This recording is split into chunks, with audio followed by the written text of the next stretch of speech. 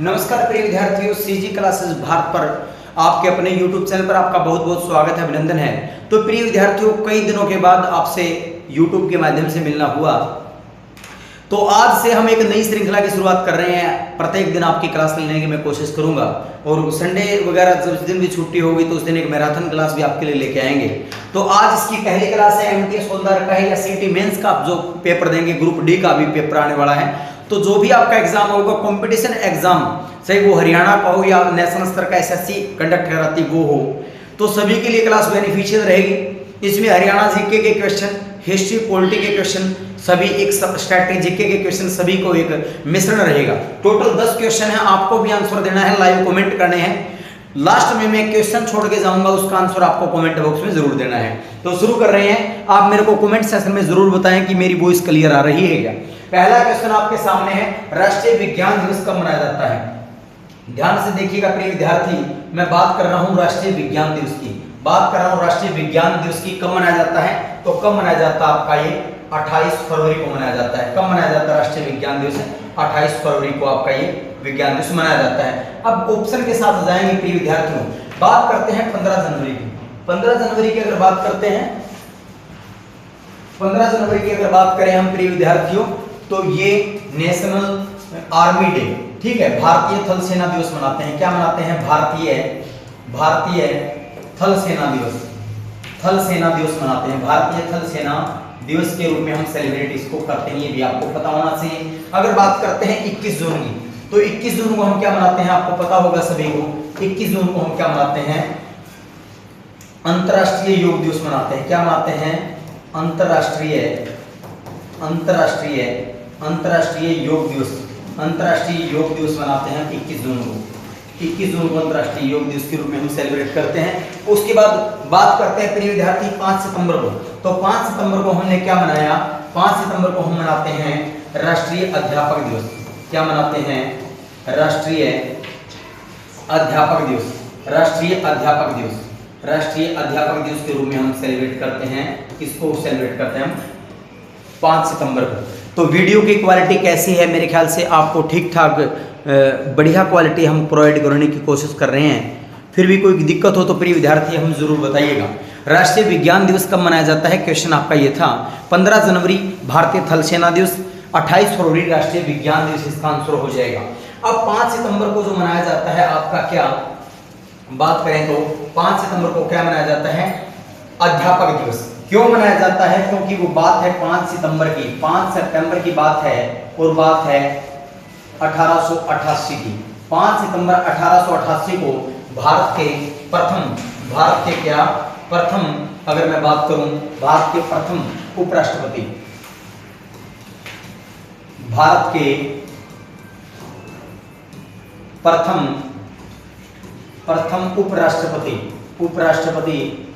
उपराष्ट्रपति जिनका नाम क्या था प्रिय विद्यार्थी?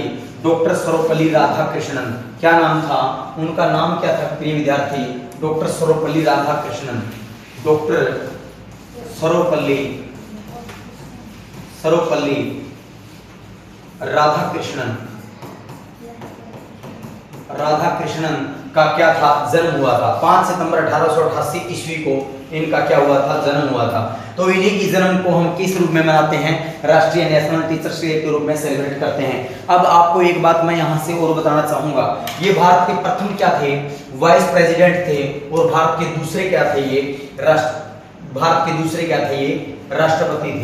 राष्ट्रपति थे। ये भी आपको पता होना चाहिए। भारत के दूसरे राष्ट्रपति, प्रथम राष्ट्रपति कौन थे? डॉक्टर राजेंद्र प्रसाद थे। संविधान सभा के प्रथम अध्यक्ष भी कौन थे?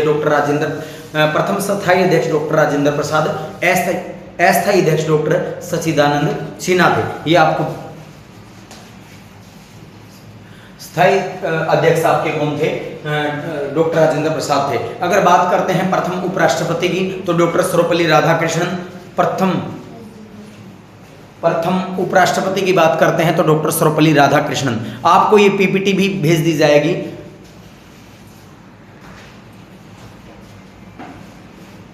नेक्स्ट क्वेश्चन की ओर चलते हैं प्रिय विद्यार्थियों। अगला क्वेश्चन देखते हैं। तो इसका आंसर क्या हो जाएगा आपका? ये हो जाएगा, इसका आंसर आपका हो जाएगा ये कि कब मनाया जाता है? राष्ट्रीय विज्ञान दिवस, राष्ट्रीय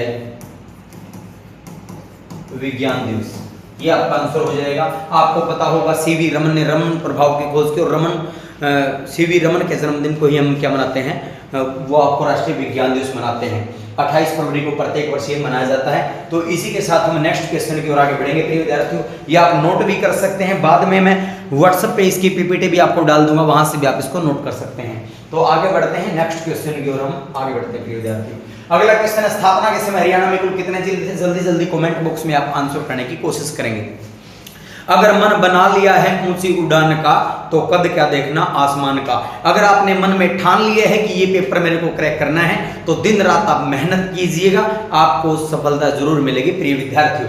आगे देखते हैं, स्थापना के समय हरियाणा में कुल कितने जिले थे? ये आपका बहुत ही महत्वपूर्ण क्वेश्चन सामने आपके आ गया है। तो कितने जिले थे स्थापना के समय हरियाणा में? तो वो कितने जिले थे? आपका आंसर क्या हो जाएगा? 7 जिले थे। कैसे है, ट्रिक याद कर लेना, आपको मैं ट्रिक बता रहा हूं, ये ट्रिक याद कर लेना, इससे आपको सभी जिले याद हो जाएंगे। ट्रिक कैसी रहेगी? तो ट्रिक है GHARJK में, घर कहां है जम्मू कश्मीर में, ऐसे याद कर लेना। तो कैसे याद करोगे इसको, अब देखते हैं कैसे याद करोगे आप। जी से क्या बन गया आपका? गुरुग्राम बन गया। क्या बन गया? गुरुग्राम बन गया। एच से क्या बन गया? हिसार बन गया। एच से हिसार बन गया। ए से क्या बन गया? ए से क्या बन गया आपका? ए से बन गया अंबाला। ए से क्या बन गया? अंबाला बन गया। उसके बाद आर से क्या बन गया? रोहतक बन गया। आर से बन गया रोहतक। जे से क्या बन गया? जींद बन गया। और के से क्या बन गया आपका? करनाल बन गया। और एम से क्या बन गया आपका? महेंद्रगढ़ बन गया। महेंद्रगढ़। तो ये 7 जिले थे स्थापना के समय, आप नोट कर सकते हैं इनको। स्थापना के समय कितने जिले थे?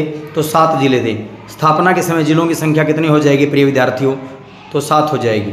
क्वालिटी बताएं आप कैसी है, क्वालिटी को ठीक कर दिया जाएगा। ठीक है, स्थापना के समय जिलों की संख्या कितनी थी? तो 7 थी, ये आपके सामने है। उसके बाद जो 4 ऑप्शन है, इसके साथ भी हम जा सकते हैं। जो 4 जिले बने हैं वो कब बने हैं? तो ये जो 4 जिले बने हैं, ये बने हैं 1 नवंबर 1989 को। कौन कौन से हैं? तो ट्रिक हो जाएगी आपकी, यमुना का पानी रेतीला, यमुना का पानी रेतीला। रेतीला से क्या बन गया? रेवाड़ी बन गया। पानी से क्या बन गया? पानीपत बन गया। का से क्या बन गया? कैथल बन गया। और ये से क्या बन गया? यमुनानगर बन गया। यमुनानगर। ठीक है, यमुना का पानी रेतीला से आप याद कर सकते हो, यमुना का पानी रेतीला, यमुनानगर, कैथल, पानीपत, रेवाड़ी। ये कब बने हैं? ये जो बने हैं आपके कब बने हैं प्रिय विद्यार्थियों? ये आपके बने हैं, ठीक है, ये आपके कब बने हैं? ये इस टाइम बने हैं। उसके बाद 2 की अगर बात करते हैं हम, तो 2 जिले बने थे, फतेहाबाद, झज्जर। फतेहाबाद और जो अगर झज्जर की मैं बात करता हूँ प्रिय विद्यार्थियों, तो ये 2 जिले कब बने हैं आपके? ये 15 जुलाई 1997 को 2 जिले बने हैं। ये भी आपको पता होना चाहिए। अगर हम बात करते हैं 15 जुलाई 1997 को बनते हैं। उसके बाद अगर बात करते हैं हम आगे एक जिला, तो ये 23 जनवरी 1973 को कौन सा बना है? कुरुक्षेत्र बना है। ठीक है, तो सभी ऑप्शन हमने देख लिए प्रिय विद्यार्थी।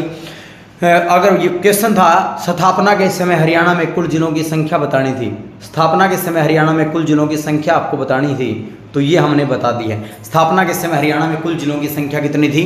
तो ये थी आपकी 7। वो कौन कौन सी थी वो भी हमने देख ली है। तो आगे बढ़ते हैं, देखिएगा आगे। क्लास कैसी लग रही है आपको? कमेंट सेक्शन में ज़रूर बताएं। क्या आपकी नॉलेज इंक्रीज हो रही है? ये ज़रूर बताएं प्रिय विद्यार्थी। तो आगे देखते हैं। उसके बाद हम अगर आगे चले क्लास में, नेक्स्ट क्वेश्चन हम देखते हैं। आगे है, राष्ट्रपति बनने के लिए न्यूनतम आयु कितनी होनी चाहिए? तो कमेंट सेक्शन में जल्दी जल्दी से आंसर करो प्रिय विद्यार्थियों। आपके माता पिता का सपना आपको अगर पूरा करना है तो पढ़ना पड़ेगा, नितांत पढ़ना पड़ेगा बेटा। तो इसमें ऑप्शन अपना कौन सा सही हो जाएगा बताइएगा। तो राष्ट्रपति बनने के लिए न्यूनतम आयु कितनी होनी चाहिए? 35 वर्ष होनी चाहिए। ये किस किस के लिए होनी चाहिए, ये ध्यान से देख लीजिएगा। पहला आपका जो आएगा वो आएगा क्या? पहले नंबर पे आएगा आपका राष्ट्रपति। राष्ट्रपति। दूसरा आपका आएगा उपराष्ट्रपति। तीसरे नंबर पे आएगा आपका राज्यपाल। सभी के लिए कितनी होनी चाहिए? 35 वर्ष आपकी होनी चाहिए। उसके बाद अगर मैं बात करता हूं आपकी, अगर आगे बात करें हम तो ध्यान से देखिएगा, 25 वर्ष ये किस किस के लिए होनी चाहिए, ये भी आप ध्यान से देखिएगा। 25 वर्ष किस किस के लिए होनी चाहिए, ध्यान से देखिएगा।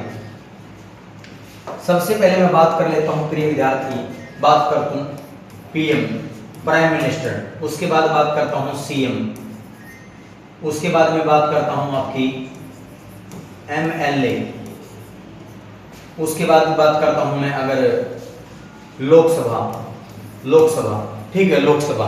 इनकी क्या है? एमएलए मतलब विधानसभा लगा लेना, विधायक या विधानसभा का मेंबर बनने के लिए। पीएम प्राइम मिनिस्टर के लिए कितने चाहिए? प्रधानमंत्री के लिए 25 वर्ष। सीएम चीफ मिनिस्टर के लिए कितनी होनी चाहिए? 25 वर्ष। MLA member of legislative assembly, विधानसभा सदस्य यानी कि विधायक के लिए भी कितनी चाहिए? 25। और लोकसभा के लिए भी कितनी चाहिए आपको? 25 चाहिए। ये भी आपको पता होना चाहिए। अब आ गया 30 के साथ आप जाएंगे, देखिए ध्यान से देखिएगा। अगर हम 30 के साथ जाएं, अब हम देखेंगे 30। अगर बात करते हैं हम 30 की तो ध्यान से देखिएगा प्रिय विद्यार्थियों, 30 के साथ जाएंगे हम। 30 में क्या कहेगा आपका? 30 में आपका आएगा राज्यसभा और आपका 30 में आएगा विधान परिषद।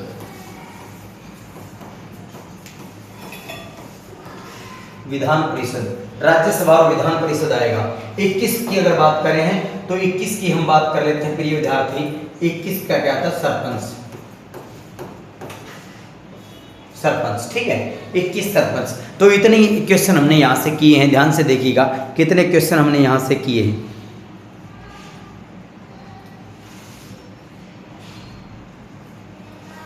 ध्यान से देखिएगा प्रिय विद्यार्थी, राष्ट्रपति बनने के लिए न्यूनतम आयु कितनी होनी चाहिए? तो 25 वर्ष prime minister, chief minister, member of legislative assembly यानी कि विधानसभा जो विधायक होता है वो, और लोकसभा इसके लिए 25 वर्ष, 30 वर्ष राज्यसभा और विधान परिषद, 35 वर्ष राष्ट्रपति उपराष्ट्रपति और राज्यपाल, 21 वर्ष जो आपकी है वो सरपंच के लिए। तो नेक्स्ट क्वेश्चन की ओर आगे बढ़ते हैं प्रिय विद्यार्थियों, ये आपको क्वेश्चन करवा दिया है। अगला क्वेश्चन है क्षेत्रफल की दृष्टि से हरियाणा का सबसे बड़ा जिला कौन सा है? तो क्षेत्रफल की दृष्टि से हरियाणा का सबसे बड़ा जिला कौन सा हो जाएगा आपका? बताइएगा प्रिय विद्यार्थी, कितना हो जाएगा? सिरसा हो जाएगा। सिरसा हो जाएगा। सिरसा का जो एरिया है, क्षेत्रफल कितना है? 4277 किलोमीटर स्क्वायर है। किलोमीटर स्क्वायर सिरसा का एरिया है। अगर हम बात करते हैं क्षेत्रफल की दृष्टि से, हिसार है वो अकॉर्डिंग टू एरिया के हिसाब से दूसरा नंबर है, ठीक है, दूसरा एरिया में दूसरा है। इसका जो एरिया है कितना है? 3983 किलोमीटर स्क्वायर है, ठीक है। अगर हम बात करते हैं पंचकुला की, प्रिय विद्यार्थियों, तो पंचकुला क्या है? एरिया में दूसरा सबसे छोटा है। एरिया में दूसरा सबसे छोटा है। कितना एरिया है? 898 किलोमीटर स्क्वायर है। एरिया में दूसरा सबसे छोटा कौन सा है आपका? तो एरिया में दूसरा सबसे छोटा आपका हो जाएगा प्रिय विद्यार्थी, कौन सा हो जाएगा? ये भी आपको पता होना चाहिए। एरिया में दूसरा सबसे अगर छोटे की बात करता हूं मैं तो ये हो जाएगा। उसके बाद बात करते हैं हम फरीदाबाद की। तो फरीदाबाद की हम बात करते हैं तो फरीदाबाद जो आपका है प्रिय विद्यार्थी वो क्या है? सबसे छोटा अकॉर्डिंग टू एरिया। क्षेत्रफल में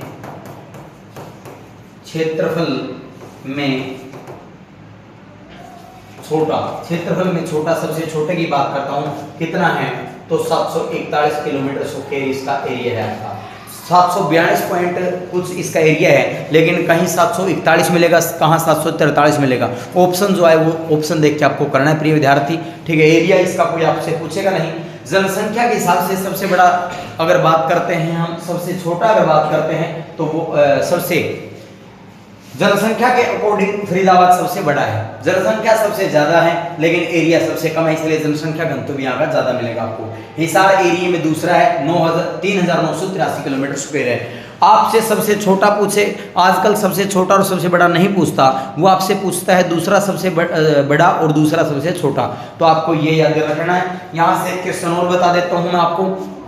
राष्ट्रीय भैंस अनुसंधान संस्थान ये हिसार के अंदर है। राष्ट्रीय अश्व अनुसंधान केंद्र भी आपका हिसार के अंदर है। राष्ट्रीय भेड़ प्रजनन केंद्र हिसार के अंदर है। और अगर बात करते हैं प्रिय विद्यार्थी हम इसकी हिसार की, तो सबसे ज्यादा पशुधन हिसार के अंदर है, सबसे कम पशुधन पंचकुला के अंदर है। ठीक है, ये भी आपको पता होना चाहिए। सर्वाधिक गाय, सर्वाधिक ऊंट, सर्वाधिक बकरी सिरसा के अंदर है। ऊंट प्रजनन केंद्र सिरसा के अंदर है। और अगर बात करते हैं केंद्रीय ऊंट प्रजनन केंद्र, तो बीकानेर के अंदर है। 1984 के अंदर उसकी स्थापना हुई थी। अगले क्वेश्चन की ओर बढ़ते हैं प्रिय विद्यार्थी हम। ऐसी आप क्लास को शेयर करते रहें, ऐसी आपका प्यार हम पर बनाए रखें। आगे देखिएगा, राष्ट्रीय पराक्रम दिवस कब मनाया जाता है? तो कब मनाया जाता है, जल्दी जल्दी से आप आंसर करेंगे प्रिय विद्यार्थी। राष्ट्रीय पराक्रम दिवस कब मनाया जाता है? 23 जनवरी। क्यों मनाया जाता है? क्योंकि 23 जनवरी 1897 को कटक उड़ीसा में किसका जन्म हुआ था? नेताजी सुभाष चंद्र बोस। किसका जन्म हुआ था?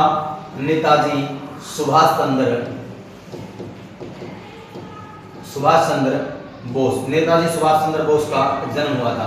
इन्होंने एक नारा भी दिया था, आप लोगों को पता होगा। क्या नारा दिया था? तुम मुझे खून दो, तुम मुझे खून दो, मैं तुम्हें आजादी दूंगा।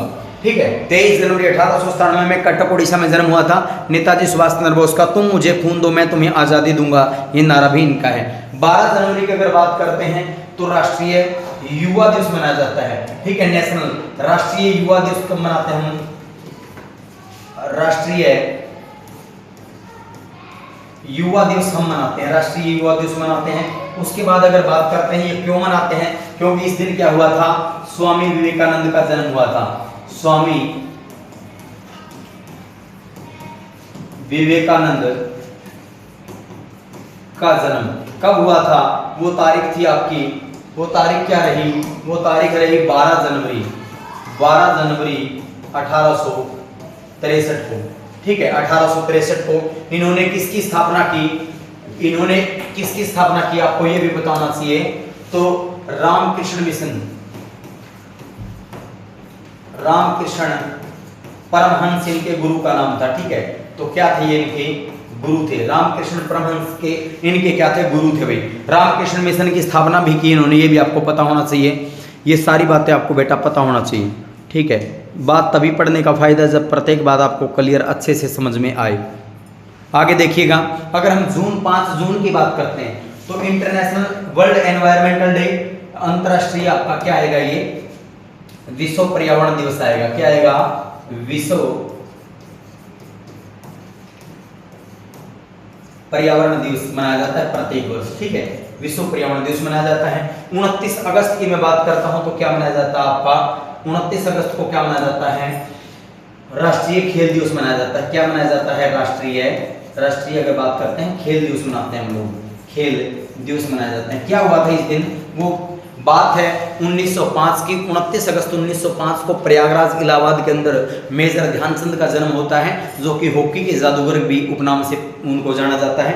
तो उनका इस दिन बर्थडे होता है 29 अगस्त। उनको हॉकी का जादूगर कहा जाता है क्योंकि जिंदगी में 185 मैच खेले और 570 गोल दागने का कार्य करते हैं। उनकी सटिक के ऊपर जो गेंद आ जाती थी वो गोल पोस्ट में ही जाती थी। तो ये इनमें खासियत थी। 29 अगस्त राष्ट्रीय खेल दिवस मनाया जाता है उनकी जयंती पर, ये भी आपको पता होना चाहिए। 29 अगस्त 1905 को इनको जन्म हुआ था। तो 29 अगस्त को इलाहाबाद प्रयागराज में मेजर ध्यानचंद का जन्म हुआ, हॉकी के जादूगर। राष्ट्रीय खेल दिवस के रूप में हम सेलिब्रेट करते हैं। 4 ऑप्शन हमने कर लिए हैं, तो आंसर क्या हो जाएगा इसका? 23 जनवरी हो जाएगा, राष्ट्रीय पराक्रम दिवस। अगले क्वेश्चन की ओर बढ़ते हैं विद्यार्थी। टोटल 10 क्वेश्चन है, लेकिन ऐसे मत सोचना 10 क्वेश्चन है। 10 क्वेश्चन के माध्यम से मैं बहुत सारी बातें आपको बताने वाला हूँ। सरस्वती सिंधु सभ्यता के नगर हड़प्पा की खोज किस वर्ष हुई? तो ये आपको बताना है। तो सही आंसर इसका क्या हो जाएगा आपका? सही आंसर हो जाएगा आपका, हड़प्पा की खोज पूछी गई है ना, तो सही आंसर हो जाएगा आपका बी। अगर मैं बात करता हूँ प्रिय विद्यार्थी हड़प्पा की, तो खोज हुई थी, किसने की थी? दयाराम साहनी ने। दयाराम साहनी ने इसकी खोज की थी। दयाराम साहनी ने 1921 में की थी। किस नदी के किनारे है ये? तो रावी नदी के किनारे है। रावी नदी के किनारे, ये भी आपको पता होना चाहिए। वर्तमान में इसकी अवस्थिति कहाँ है? तो पाकिस्तान में है, पाकिस्तान के अंदर है, ये भी आपको पता होना चाहिए। वर्तमान में कहाँ है? पाकिस्तान के अंदर है। 1921 में दयाराम साहनी ने रावी नदी के किनारे। 1922 की बात करते हैं हम, 1922 की प्रिय विद्यार्थी में बात करूं आपके साथ, तो 1922 में अगर मैं बताऊं आपको, तो इसमें किसकी खोज हुई है? इसमें मोहनजोदड़ो की खोज हुई है। मोहनजोदड़ो, ठीक है, मोहनजोदड़ो किसने की है?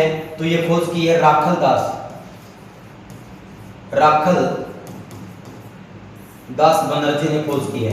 राखल दास बनर्जी ने खोज की है। और ये किस नदी के किनारे है? ये अगर बात करते हैं हम तो सिंधु नदी के किनारे है, सिंधु नदी के किनारे है, ठीक है। सिंध का बाग भी बोला जाता है इसको। 1922 में इसकी क्या हुई है? खोज हुई है। 1922 में इसकी खोज हुई है। उसके बाद अगर हम बात करते हैं 1919 की बात करते हैं प्रिय विद्यार्थी, 1919 की बात करते हैं तो 13 अप्रैल 1919 को क्या हुआ है? जलियांवाला बाग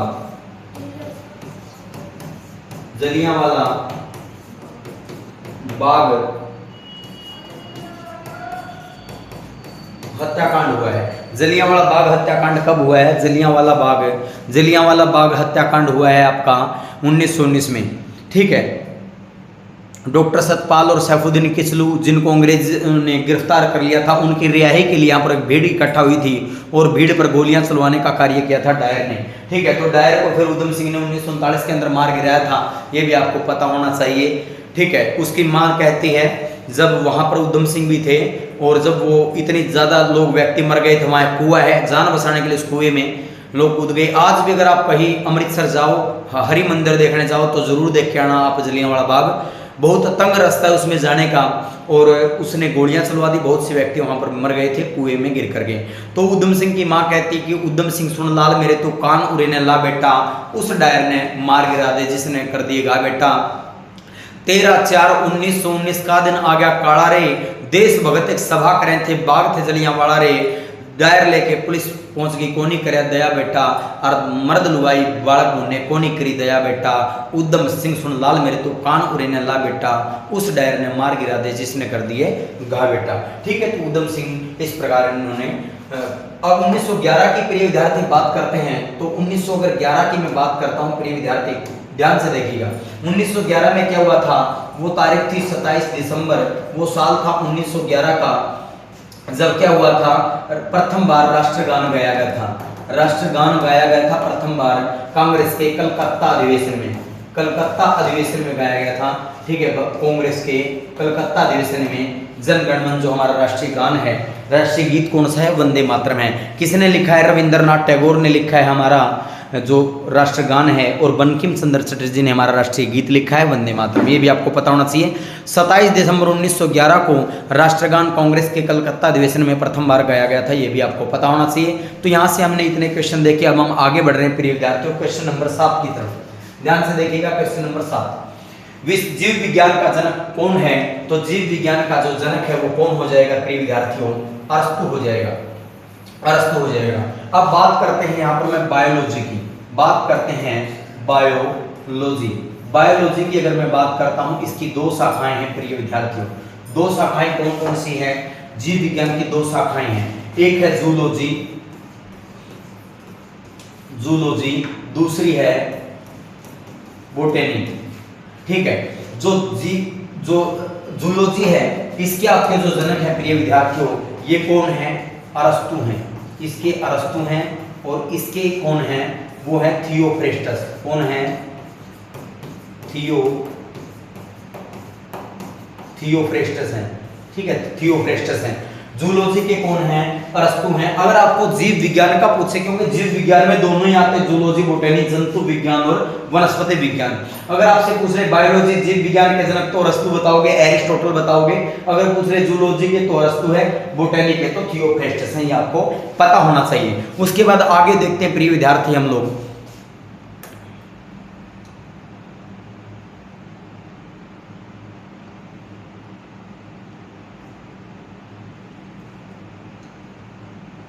आगे देखते प्रिय विद्यार्थियों क्वालिटी बताएं आप, वीडियो की क्वालिटी आपको कैसी दिखाई दे रही है। ठीक है, उसके बाद प्रिय विद्यार्थियों हेरोडोटस की बात करते हैं। हेरोडोटस की बात करते हैं तो ये किसके जनक हैं आपको बताना है। हेरोडोटस की बात करते हैं तो किसके जनक हैं? फादर ऑफ हिस्ट्री, इतिहास के जनक हैं। किसके जनक हैं? इतिहास के जनक हैं, इतिहास के जनक हैं। उसके बाद बात करते हैं हम एडम स्मिथ। एडम स्मिथ अर्थशास्त्र के जनक हैं। ठीक है, अर्थशास्त्र के जनक हैं, अर्थशास्त्र के आपके क्या हो जाएंगे? जनक हो जाएंगे। उसके बाद बात करते हैं प्रिय विद्यार्थी इरेटोस्थनीज, भूगोल के जनक हैं। किसके जनक हैं? भूगोल के जनक हैं, भूगोल के जनक हैं। अगर मैं आपसे यहां पर एक बात पूछ लेता हूं कि राजनीतिक शास्त्र के जनक कौन हैं, क्या बात पूछ लेता हूं आपसे? राजनीतिक शास्त्र,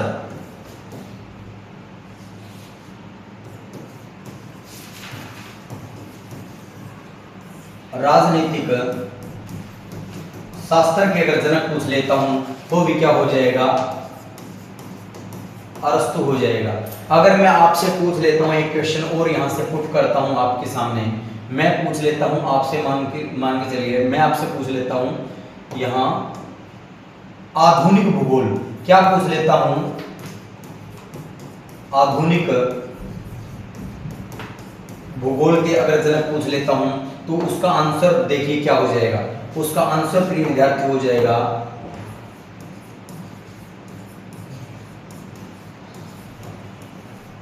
अलेक्जेंडर वोन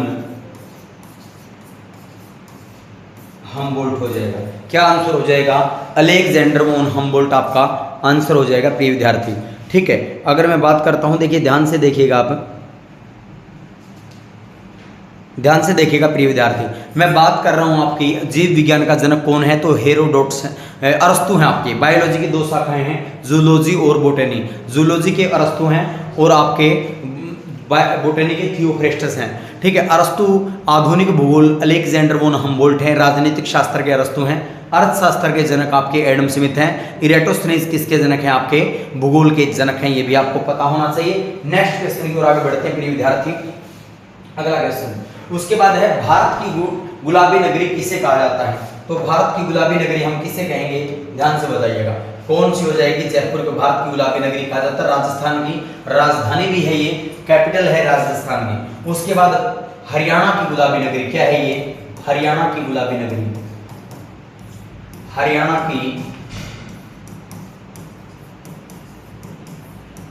की गुलाबी नगरी है, हरियाणा की गुलाबी नगरी है। इसके बाद अंबाला हरियाणा की विज्ञान नगरी, हरियाणा की विज्ञान नगरी, इसको साइंस सिटी बोलते हैं और इसको सटील सिटी, हरियाणा की सटील सिटी, हरियाणा की